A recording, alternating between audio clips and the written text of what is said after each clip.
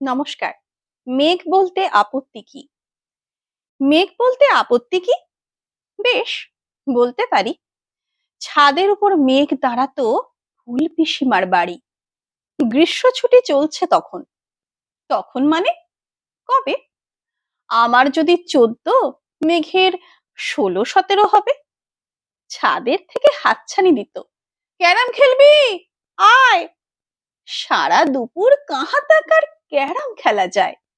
সেই জন্যেই জোচ্চুরি হয়। হ্যাঁ, জোচ্চুরি হতো।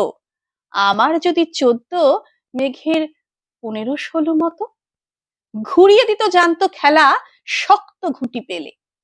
জায়গা মতো সরিয়ে নিত আঙুল দিয়ে ঠেলে। শুধু আঙুল, বোর্ডের উপর লম্বা ফ্রকের ঝুল। ছপাং ফেলে ঘটিয়ে দিত ঘুঁটির দিক ভুল। এই এখানে, না ওখানে, এইটা, না ওইটা। ঝাঁপিয়ে পড়ে ছিনিয়ে নিল ঘুঁটির বাক্সটা। ঘুঁটিরও সেই প্রথম মরণ। প্রথম মরা মানে বুঝবে শুধু তারাই যারা ক্যারাম খেলা জানে। চলেও গেল কদিন পরে। মেঘ যেমন যায়, কাঠ ফাটা রোদ দাঁড়িয়ে পড়ল মেঘের জায়গায়। খেলা শেখাও, খেলা শেখাও, হাপিত্যেশ কাক।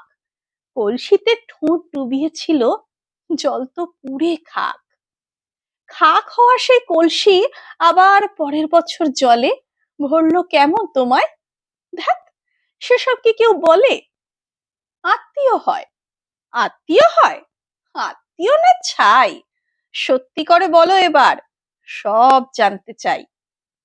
2-1 ক্লাসের বয়স বেশি। গ্রীষ্ম ছুটি হলে ঘুরেও গেছে কয়েক বছর, এই জানে সকলে। আজকে দগ্ধ গ্রীষ্ম আমার, তোমায় বলতে পারি। মেঘ দেখতাম ছাদের ঘরে, ফুল পিসিমার বাড়ি। নমস্কার। কণ্ঠে আমি রিয়া ভট্টাচার্য। কবিতাটি লিখেছেন কবি জয় গোস্বামী।